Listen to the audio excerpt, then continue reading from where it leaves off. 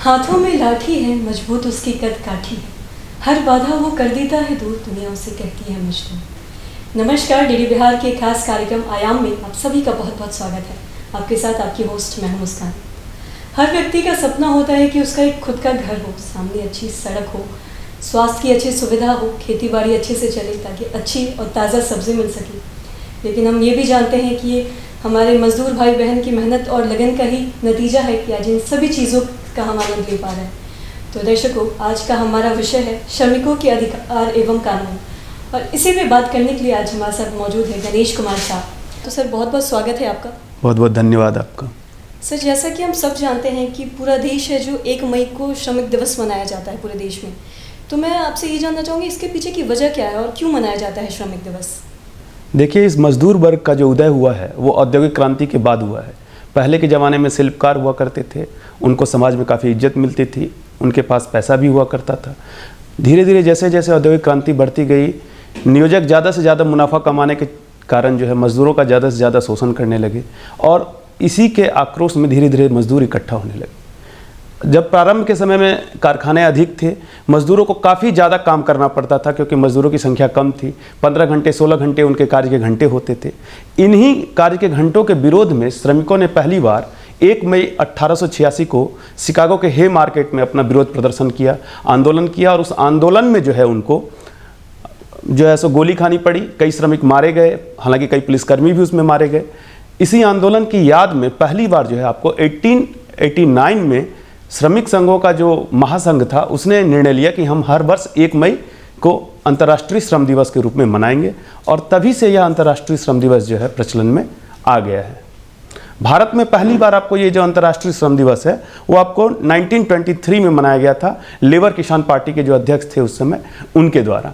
उसके बाद भारत में भी अंतर्राष्ट्रीय श्रम दिवस के दिन जो है छुट्टी घोषित की गई और यह दिवस रेगुलर रूप से मनाया जाने लगा, ताकि श्रमिक अपने अधिकारों के प्रति जो है जागरूक हो सकें, उन्हें पता रहे कि उनके क्या अधिकार और क्या कर्तव्य हैं। सर, ये जो असंगठित क्षेत्र हैं, ये के जो कामगार हैं, इसके लिए सरकार ने कौन कौन सी योजनाएं बनाएं? और सबसे पहले तो आपसे ये जानना चाहूँगी कि इसका तात्पर्य कैसे, असंगठित क्षेत्र से हम समझ क्या सकते हैं? अब असंगठित कामगारों का सामाजिक सुरक्षा जो है वो हमारा कॉन्स्टिट्यूशनल जो है क्या कह सकते हैं दायित्व है। हम कल्याणकारी राज्य की अवधारणा रखते हैं, तो कई सारे स्कीम जो है सरकारों द्वारा, केंद्र सरकार के द्वारा, राज्य सरकार के द्वारा चलाया जा रहा है। अगर हम बात करें श्रम संसाधन विभाग में, तो राज्य सरकार ने आपको बिहार शताब्दी असंगठित कार्यक्षेत्र कामगार एवं शिल्पकार सामाजिक सुरक्षा अधिनियम जो है उसके तहत 2011 में आपको योजना लाई थी, जिसमें यदि किसी कामगार का दुर्घटना में मृत्यु होता है तो उसको 1 लाख रुपया मिलता है। यदि उसका स्वाभाविक मृत्यु होता है तो 30,000 रुपया मिलता है।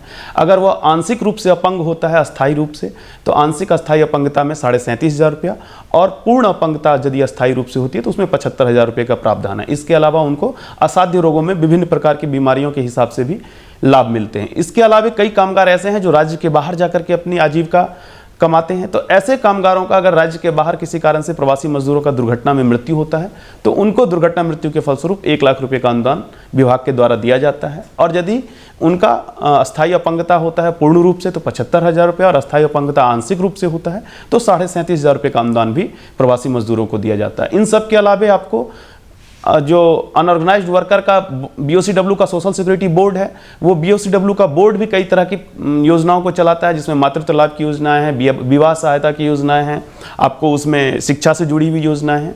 तो असंगठित क्षेत्र के कामगारों को पूर्ण रूप से सुरक्षित करने के लिए राज्य सरकार कई प्रकार की योजनाओं का संचालन कर रही है। तो सर, ये जो असंगठित क्षेत्र और असंगठित क्षेत्र, संगठित और असंगठित क्षेत्र, इस दोनों में अंतर क्या है? देखिए, मैंने भाई आपको बताया था कि यदि 10 से कम काम करने वाले उद्यम है, कामगार वाले उद्यम है, तो उसको हम असंगठित क्षेत्र में रखते हैं। अब ऐसे जो उद्यम है जहां 10 से कम कामगार काम करते हैं, वहां कई तरह के अधिनियम लागू नहीं हो पाते हैं, जैसे कि प्रोविडेंट फंड एक्ट लागू नहीं होता है, एम्प्लॉय स्टेट इंश्योरेंस एक्ट लागू नहीं होता है, उनको पेमेंट ऑफ ग्रेच्युटी एक्ट से कवरेज नहीं मिलता है, उनको बोनस एक्ट से कवरेज नहीं मिलता है। तो ऐसे में जो कामगार असंगठित क्षेत्र में काम करते हैं उनको ना तो पेंशन मिलता है, ना उपादान मिलता है, ना उनके नौकरी की गारंटी होती है, क्योंकि ID एक्ट भी जो है सो कई मामले में उनके ऊपर लागू नहीं हो पाता है, तो उनकी नौकरी की सुरक्षा नहीं रहती है। उनको PF ESI की कटौती नहीं होने के कारण कई तरह के जो बेनिफिट्स उस एक्ट के तहत मिलते हैं वो नहीं मिलते हैं। जबकि यदि वह कामगार संगठित क्षेत्र का हो जाएगा तो ये सारे लाभ, खास करके मैटरनिटी बेनिफिट एक्ट में महिलाओं को जो विशेष सुविधाएं मिली हैं, वो सारी सुविधाएं भी उन संगठित कामगारों को मिलेंगी, लेकिन असंगठित कामगार होने पे वो सुविधाएं नहीं मिलती हैं। तो हम कह सकते हैं कि सुविधाओं का अभाव है संगठित क्षेत्र के कामगारों के लिए। और साथ ही सर ये भी जानना चाहूँगी कि हमारे ऐसे बहुत सारे जो श्रमिक भाई बहन हैं, वो जब काम करते हैं किसी भी संगठित या असंगठित क्षेत्र में, तो उन्हें बहुत सारी परेशानियों का भी सामना करना पड़ता है। कई बार ऐसा है कि उन्हें वक्त से ज़्यादा काम करवाया जाता है, तो इसके लिए वो क्या कर सकते हैं? देखिए, हम ये नहीं कह सकते कि सुविधाओं का अभाव है असंगठित क्षेत्र में, क्योंकि असंगठित क्षेत्र में यदि कई एक्ट्स लागू नहीं होते हैं, मान लीजिए उनको पेंशन का लाभ नहीं मिलता है, तो भारत सरकार ने श्रम योगी मानधन योजना लाया है, जिसके तहत वो अपना लाभ ले सकते हैं पेंशन का। अगर मान लीजिए उनको स्वास्थ्य का लाभ नहीं मिल पाता है संगठित क्षेत्र की तरह, तो उसके लिए आयुष्मान भारत योजना है। तो भारत सरकार ने या राज्य सरकार ने जो है कई तरह की योजनाएं ले आई हैं असंगठित श्रमिकों के लिए, कि यदि संगठित क्षेत्र के वो श्रमिक नहीं हैं तो वो सारे लाभ उनको विभिन्न प्रकार की कल्याणकारी योजनाओं से प्राप्त हो जाए। रही बात कि अगर श्रमिकों को उनके अधिकार नहीं मिलते हैं, मान लीजिए उनको मजदूरी नहीं मिलती है समय पर, या मजदूरी से अनऑथराइज्ड डिडक्शन हो जाता है, या आपको मजदूरी कम मिलता है, तो ऐसे मामलों में जो है हमारे यहाँ कई तरह के अधिनियम हैं, जैसे कि आपको मजदूरी भुगतान अधिनियम 1936 है, या न्यूनतम मजदूरी अधिनियम 1948 है, या सामान्य पारिश्रमिक अधिनियम 1976 है, जिसमें कि उनको महिला और जो पुरुष कामगार हैं दोनों को बराबर मजदूरी मिलना चाहिए। ये जो मजदूरी भुगतान अधिनियम है, इनमें क्लेम फाइल करने का सिस्टम है कि अगर उनका मजदूरी जितना मिलना है उससे अगर उनको कम मिल रहा है तो वो अपने अधिकारी के पास जाकर के, जो भी अथॉरिटी है उसमें डिसाइडेड, जैसे कि जिलों में आपको लेबर सुप्रिटेंडेंट होते हैं या असिस्टेंट लेबर कमिश्नर होते हैं, उनके पास जाकर के वो अपना शिकायत दर्ज कर सकते हैं। और क्लेम फाइल करने के बाद जो उनका मेहनताना निकलता है उसके लिए फिर संबंधित नियोजक को नोटिस किया जाता है, और वो नियोजक फिर उतना क्लेम फाइल में जो भी अमाउंट बनता है वो उसको पे करता है, और अगर वो नहीं पे करता है तो उसके ऊपर सर्टिफिकेट केस की कार्रवाई होती है। तो पूरा का पूरा एक सिस्टम बना हुआ है। यदि किसी कामगार को मजदूरी नहीं मिलती है या कम मिलती है तो वो अपने समुचित प्राधिकार के पास जाकर के अपना शिकायत दर्ज करा सकता है। और साथ ही मैं आपसे ये भी जानना चाहूँगी कि जो हमारे मजदूर भाई बहन हैं उनके लिए ई श्रम पोर्टल की शुरुआत हुई है, तो इसके बारे में आप हमारे दर्शकों को ज़रा विस्तार से बताइए कि ये किस तरीके से उनके लिए फ़ायदेमंद है। देखिए, आपने अभी कोविड-19 के टाइम में जो महामारी कोरोना की हुई थी, आपने मजदूरों की दुर्दशा को एक तरह से देखा था। कई सारे मजदूर पैदल चलने को मजबूर हो गए, उनको खाने के लिए नहीं मिल रहा था। अब इस समय सरकार के सामने क्या समस्या आई कि सरकार के पास कोई डेटाबेस भी नहीं था कि कौन हमारा मजदूर है, वो किस प्रकार का काम करता है, वो मजदूर कहाँ रहता है, किस स्थिति में रहता है। इन सारी समस्याओं को देखते हुए आवश्यकता हो गई कि हम एक डेटाबेस बनाएं, एक पोर्टल बनाएं जिसमें सारे मजदूर का मैपिंग करें। अब ये कॉन्सेप्ट आया कहाँ से? तो जो 2008 में हमारा unorganised worker social security act आया था, उसका सेक्शन 10 कहता है कि जितने भी असंगठित कामगार हैं सरकार उसका रजिस्ट्रेशन कराए और उसके डाटाबेस को मेंटेन करे और उनको स्कीम्स का बेनिफिट दे। उसके बाद हाल ही में भारत सरकार ने लेबर कोड जो है पारित किया। लेबर कोड में एक कोड आपका है सोशल सिक्योरिटी कोड 2020। ये जो सामाजिक सुरक्षा संहिता 2020 है, इसका सेक्शन 113 भी कहता है कि यदि कामगार किसी भी प्रकार का है, असंगठित कामगार है, गिग या प्लेटफॉर्म वर्कर है, तो उनको निबंधित करना है, रजिस्ट्रेशन करना है, इलेक्ट्रॉनिक प्लेटफॉर्म पे रजिस्ट्रेशन करना है, और उसके बाद सेक्शन 109 के तहत उनको स्कीम्स का बेनिफिट देना है।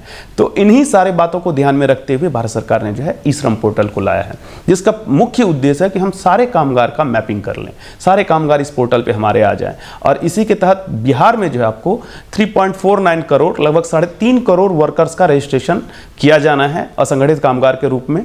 और आपको बताते हुए हमें खुशी हो रही कि लगभग 2.83 करोड़ वर्कर जो हैं, 2,83,00,000 वर्कर जो हैं आपको इस पोर्टल पर अभी बिहार में रजिस्टर्ड हो चुके हैं। और रजिस्ट्रेशन के मामले में यह बिहार दूसरे नंबर पर है।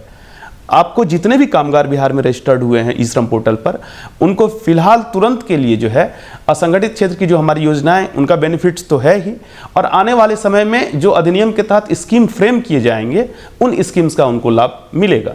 अभी अब अगर आप देखेंगे तो करीब 50% जो है इन जो रजिस्टर्ड कामगार हैं आपको ई श्रम पोर्टल पर, वो कृषि क्षेत्र से जुड़े हुए हैं। तो कृषि क्षेत्र की जो भी योजनाएं हैं उसका वो लाभ उठा सकते हैं, और हमारे श्रम विभाग की भी जो असंगठित क्षेत्र की योजनाएं हैं उसका वो लाभ उठा सकते हैं।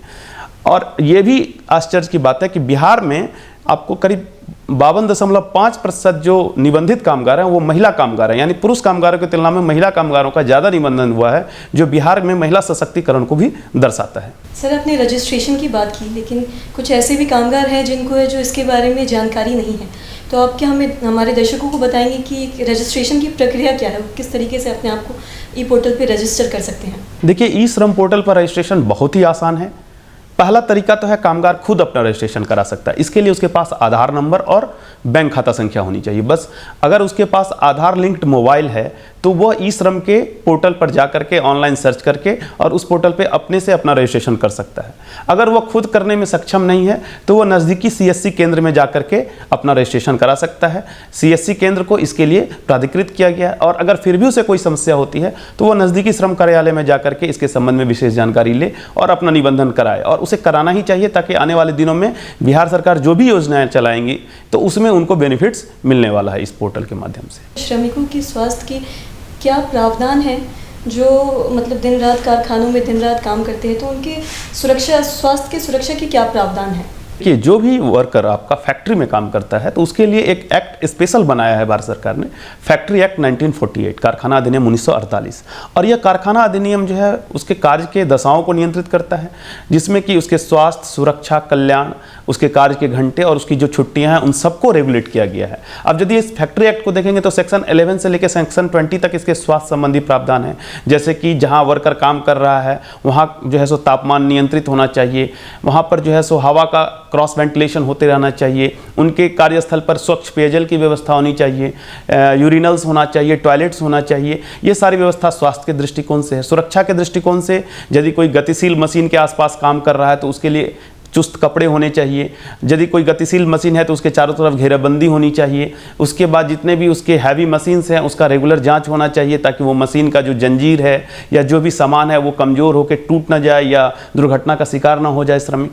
इस तरह से कई प्रावधान है। इसके अलावा सुरक्षा अधिकारी की नियुक्ति, यदि 1000 से अधिक कामगार किसी भी फैक्ट्री में काम करता है तो एक्ट कहता है कि आपको सेफ्टी ऑफिसर बहाल करना है जो ये सारे सेफ्टी के प्रोविजंस को देखेगा। इसके अलावा वेलफेयर में भी कई सारी चीज़ें हैं। फर्स्ट एड का आपको सारा सिस्टम रखना है। अगर 150-500 से ज़्यादा कामगार है तो एम्बुलेंस की व्यवस्था आपको रखनी है। इसके अलावा कैंटीन की आपको व्यवस्था करनी है और वेलफेयर ऑफिसर भी बहाल करना है उनके वेलफेयर को देखते हुए, यदि 500 से ज़्यादा कामगार आपको किसी फैक्ट्री में काम करते हैं। तो ये जो एक्ट है हमारा वो व्यापक रूप से श्रमिकों को सुरक्षा देने का कोशिश कर रहा है। सर, जब हम बात ये स्वास्थ्य सुरक्षा की कर रहे हैं तो साथ ही ये भी जानना चाहूँगी कि जो महिला कामगार हैं उसके लिए विशेष सुविधा क्या है जो श्रम कानून प्राप्त करवाती है? देखिए, महिला कामगारों को जो है ना श्रम कानूनों में विशेष स्थान दिया गया है। जितने भी एक्ट हैं कोई ना कोई सेक्शन आपको मिल जाएगा जो महिला कामगारों से जुड़ा हुआ है। अगर बात करते हैं आप मैटरनिटी बेनिफिट एक्ट की, मातृत्व हित लाभ अधिनियम की, तो पूर्ण रूप से महिलाओं को समर्पित है कि यदि कोई भी महिला कामगार 80 या उससे अधिक दिन एक वर्ष में कार्य कर लेती है किसी भी इस्टेब्लिशमेंट में और अगर वह माँ बनने की स्थिति में आती है तो उसे 26 वीक्स 26 सप्ताह का जो है सवैतनिक अवकाश दिया जाना है।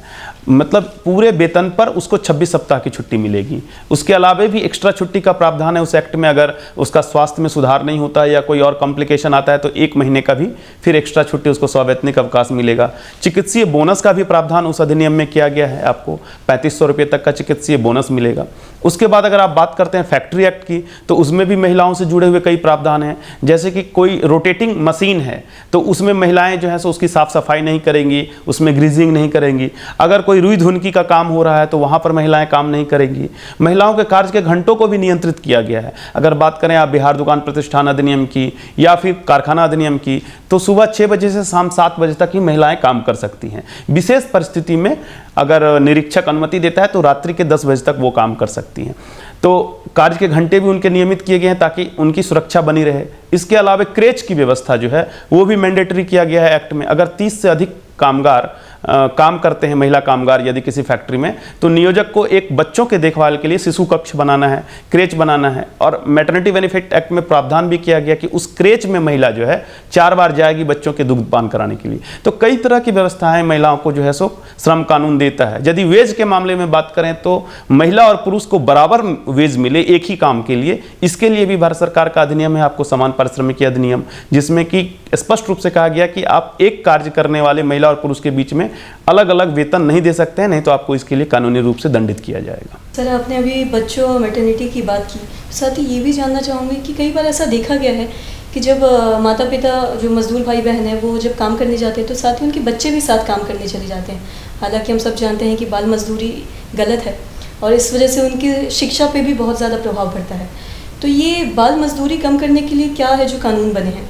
देखिए, हमारे संविधान निर्माताओं की दूरदृष्टि थी कि उन्होंने जो है आपको चाइल्ड लेबर को रोकने के लिए संविधान में ही प्रावधान कर दिया कि खतरनाक नियोजनों में जो हैजार्डस ऑक्यूपेशंस है, फैक्ट्री वगैरह, उसमें चाइल्ड लेबर काम नहीं करेंगे और 14 वर्ष तक के चाइल्ड लेबर को बैन किया। 1986 में भारत सरकार ने फिर चाइल्ड लेबर एक्ट लाया और 2016 में इसमें व्यापक संशोधन हुआ और उसके बाद जो है इसमें किशोरों को भी जोड़ा गया।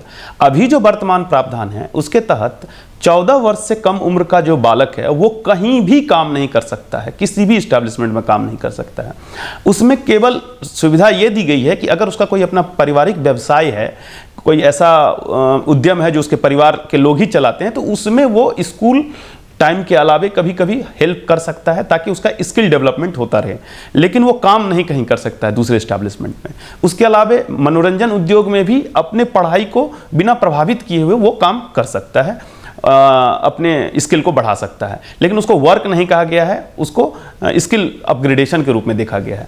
और 14 साल से नीचे के बच्चे के काम को बैन करने के अलावे भारत सरकार ने हाल ही में जो नोटिफिकेशन किया है ILO के कन्वेंशन के 182 और 138 के आधार पर, तो उसके अनुसार जो है सो 14 से 18 वर्ष तक का जो किशोर है उसको भी काम करने के लिए बैन किया गया हैजार्डस ऑक्यूपेशंस में। और उसका एक डिटेल्ड 38 एस्टैब्लिशमेंट्स का, 38 टाइप्स के एस्टैब्लिशमेंट का लिस्ट दिया हुआ है हैजार्डस ऑक्यूपेशंस का, जहां पर कि किशोर भी मतलब 14 से 18 वाले भी नहीं काम कर सकते हैं। लेकिन जो नॉन हैजार्डस ऑक्यूपेशंस है, जैसे कि मान लीजिए आपको किराना दुकान में कोई काम कर रहा है किशोर, या कपड़े के दुकान में काम कर रहा है, तो वहाँ किशोर 14 से 18 में काम कर सकता है। लेकिन बच्चों के लिए दिमाग में एक बात बिल्कुल ही फिट रखना है, फिक्स रखना है कि 14 से नीचे का बच्चा कहीं काम नहीं कर सकता है किसी भी परिस्थिति में।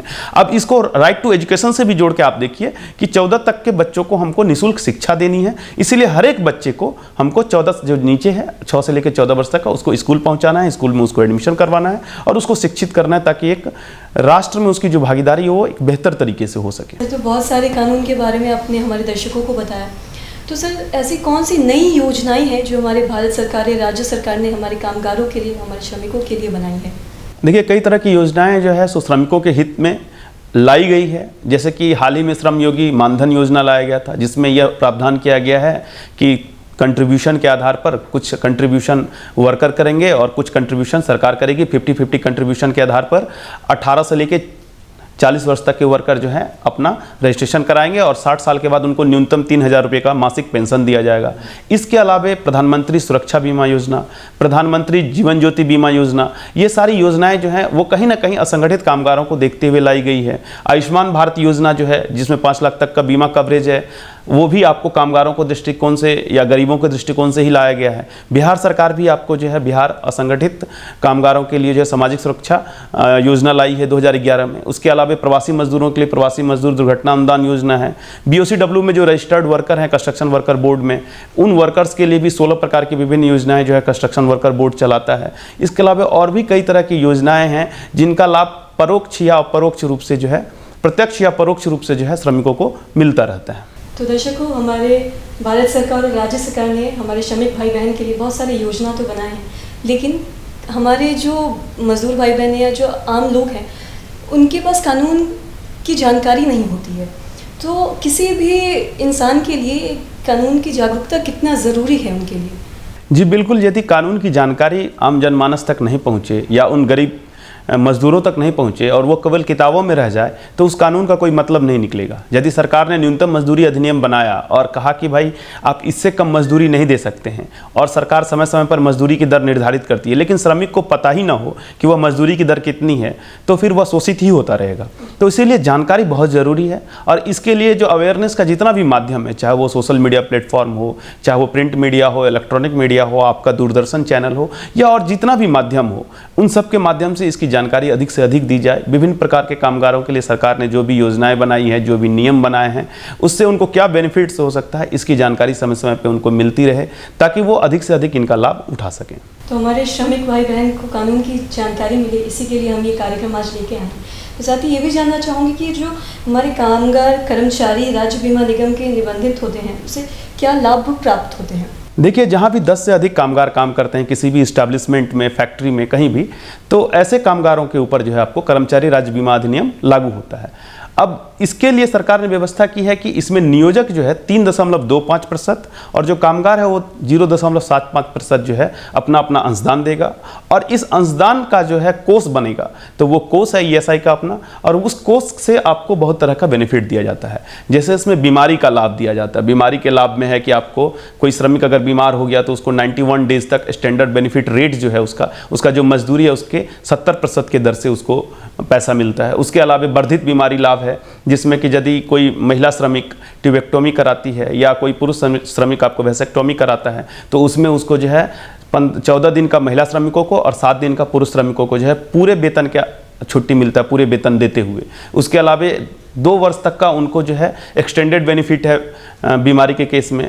मैटरनिटी बेनिफिट भी है उसमें आपको ईएसआई एक्ट के तहत। कोई महिला कामगार है तो उसको 26 वीक का जो है आपको पूरे वेतन पर जो है सो मैटरनिटी बेनिफिट मिलेगा। अगर कोई श्रमिक दुर्घटनाग्रस्त हो गया और वो अपंग हो गया या दिव्यांग हो गया, तो दिव्यांगता की स्थिति में उसको 90% जो उसके वेज का स्टैंडर्ड बेनिफिट रेट से आपको उसके जीवन भर, यदि पूर्ण विकलांगता है तो जीवन भर उसको जो है सो लाभ मिलेगा, आर्थिक लाभ मिलेगा। उसके आश्रितों को लाभ मिलता है। यदि श्रमिक की मृत्यु हो जाती है तो उसको अंत्येष्टि खर्च में 15,000 रुपये का लाभ मिलता है। इसके अलावा जो सबसे बड़ा बेनिफिट होता है उसमें है चिकित्सा का लाभ, कि जो भी श्रमिक किसी भी प्रकार की अगर बीमारी से ग्रसित होता है तो ईएसआई द्वारा जो इम्पैनल्ड हॉस्पिटल है या उसकी जो डिस्पेंसरी है जहाँ भी वो इलाज कराता है, तो वहाँ उसको जो भी चिकित्सा में खर्च होगा वो पूरा का पूरा खर्च जो है सो ईएसआई द्वारा वहन किया जाता है। यानी श्रमिक की पूरी सुरक्षा जो है ईएसआई एक्ट के तहत की जाती है। इसीलिए यदि 10 से अधिक कामगार किसी प्रतिष्ठान में काम करते हैं तो उस प्रतिष्ठान को निश्चित रूप से ईएसआई एक्ट से कवर्ड होना चाहिए, ताकि वहाँ जितने भी कामगार काम करते हैं उनको इसका पूरा का पूरा लाभ मिल सके। सर, वक्त की हमारे पास थोड़ी पाबंदी है, तो आप जाते जाते हमारे दर्शकों को क्या संदेश देना चाहेंगे? हम अपने दर्शकों से कहना चाहेंगे कि वो पहले तो सारी चीज़ों की जानकारी रखें, स्वयं जानकारी रखें, अधिनियमों की जानकारी रखें, योजनाओं की जानकारी रखें, और उससे भी ज़्यादा ज़रूरी है इस जानकारी का प्रचार प्रसार वैसे लोगों के पास करें जिनको इसकी जानकारी नहीं है। अगर हम जानकारी रखते हैं और इसके बारे में औरों को ना बताते हैं तो वह जानकारी रखने का कोई महत्व रह नहीं जाता है। तो उनसे अनुरोध है कि वह जानकारी रखें और औरों को भी इसके बारे में अवेयर करें, ताकि हम अधिक से अधिक लोगों तक अपनी बातों को पहुँचा सकें और उन्हें अधिक से अधिक बेनिफिट्स जो भी सरकार के द्वारा दिए जा रहे हैं वो उन्हें उपलब्ध करा सकें। तो सर, आपका बहुत बहुत शुक्रिया हमारे साथ जुड़ने के लिए और हमें इतनी सारी विशेष जानकारी देने के लिए। आपका भी बहुत बहुत धन्यवाद, आपने मुझे समय दिया अपनी बात दर्शकों तक पहुंचाने के लिए। जी सर। तो दर्शकों, हम कह सकते हैं कि हमारे जो मजदूर भाई बहन हैं वो हमारे देश की नींव है। हर चीज़ को बनाने में उनका योगदान है, चाहे वो हम घर की बात करें, खेती बाड़ी की बात करें या किसी भी चीज़ की बात करें। तो इसलिए हमें उनका शोषण नहीं करना चाहिए, हमें हमेशा उन्हें आगे बढ़ने देना चाहिए और वक्त पे पैसे देने चाहिए या वक्त पे काम करवाना चाहिए।